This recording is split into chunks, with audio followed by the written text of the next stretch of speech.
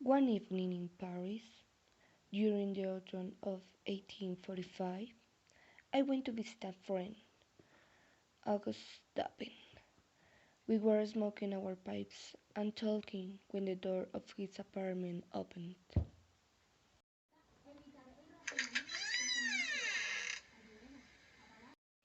Mr. Germont, the head of the Paris police force, came into the room. "I came to ask you advice," Germont said to my friend Dupin.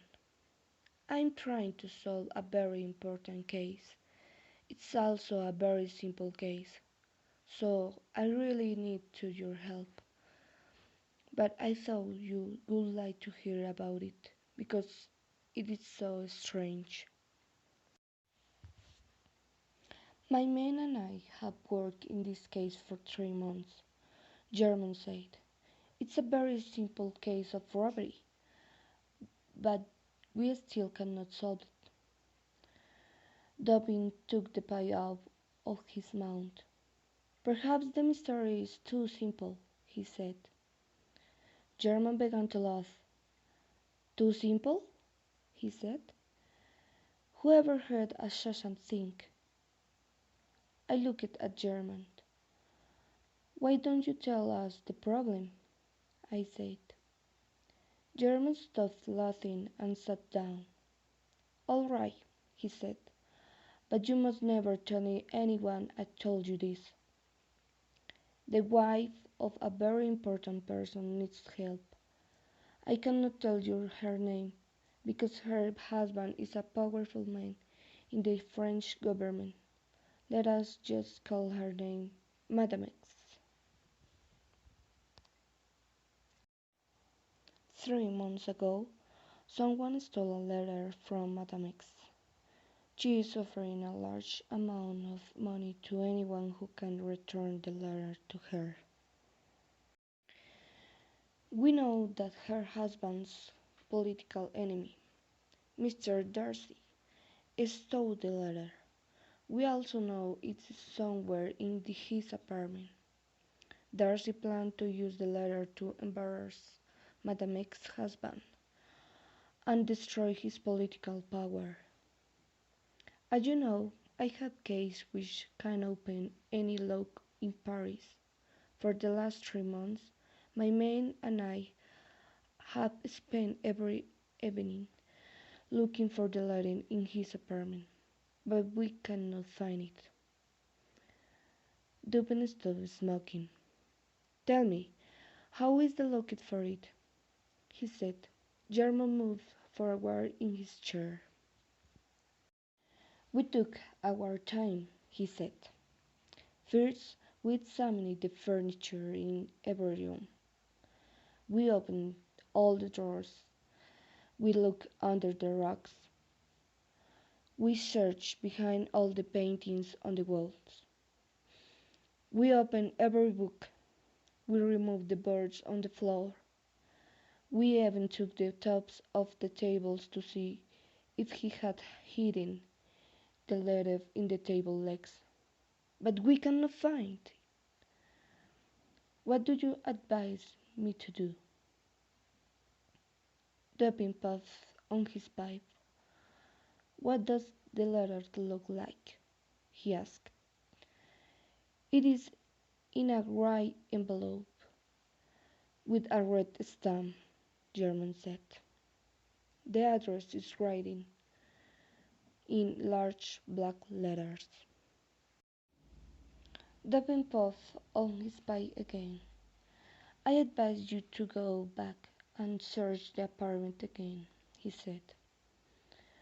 About 1 month later, German came back to see us. "I followed your advice," he said, "but I still have not found the letter."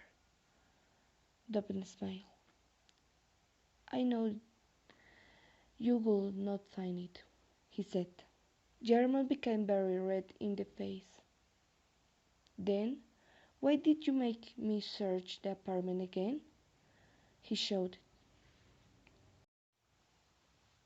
"My dear German," Dupin said, "let me tell you a little story. Do you remember the famous Dr. Louis Abernathy?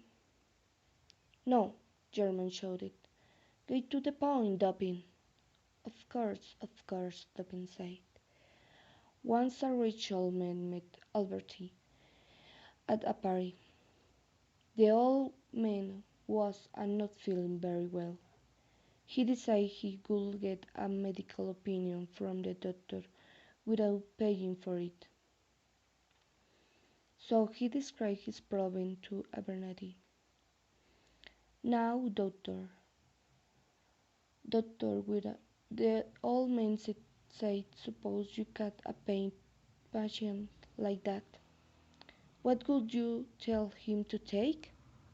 Oh, that is quite simple, said Alberati. I would tell him to take my advice. Germel looked embarrassed. Look here, Dupin, I am perfectly willing to pay for advice. Dupin smiled at German. How much money did you say the reward was? He asked. German sighed. I don't know when to tell you the exact amount, but I will give 50,000 francs to the person who helps me find that letter.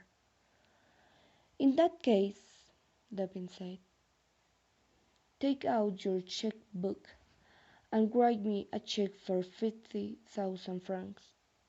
When you have signed the check, I will give you the letter. German looked at Dupin with his mouth open. His eyes seemed to jump out his head.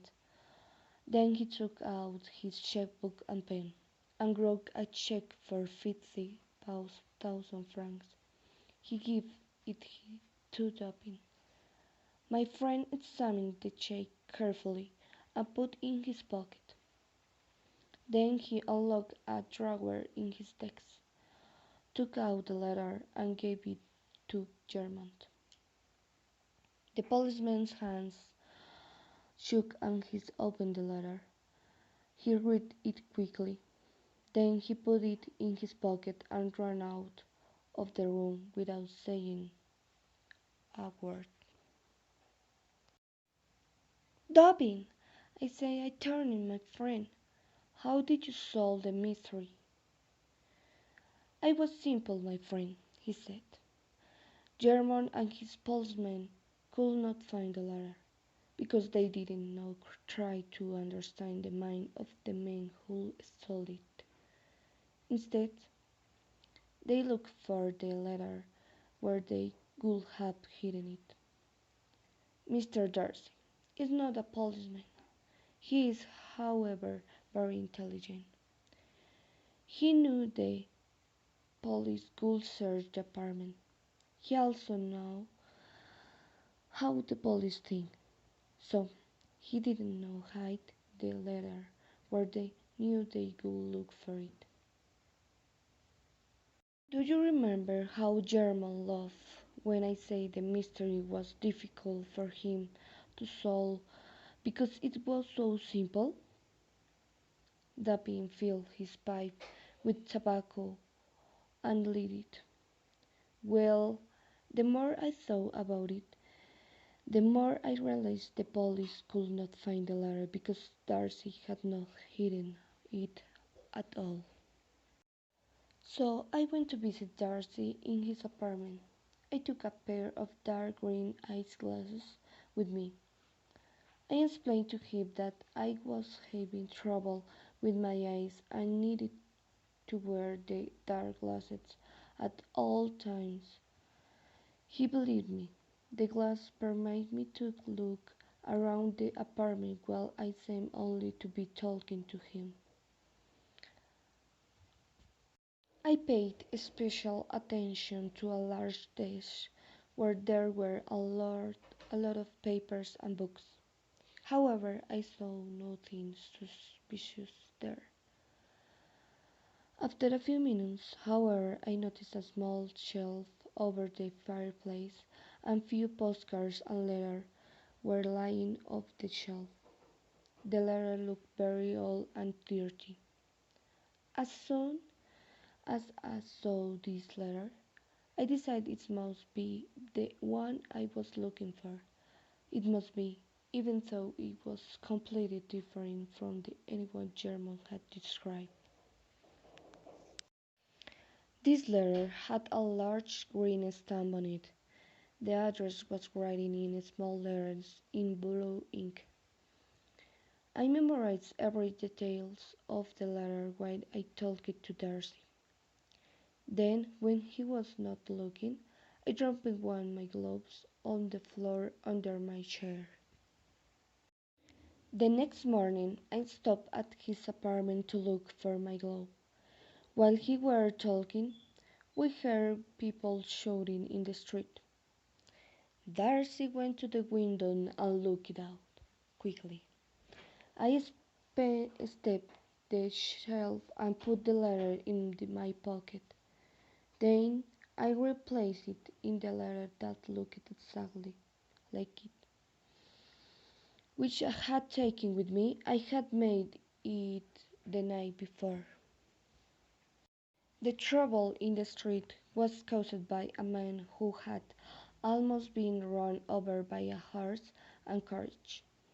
He was not hurt, and soon the crowd of people went away. When it was over, Darcy came away from the window. I said goodbye and left. The man who almost had an accident was one of my servants. I had paid him to create the incident. Daphne stopped talking to light his pipe. I did not understand. But Daphne, I said, why did you go to the trouble of replacing the letter? Why not just take it and leave? Daphne smiled. Darcy is a dangerous man, he said, and he has many loyal servants. If I had taken the letter, I might never have left his apartment alive.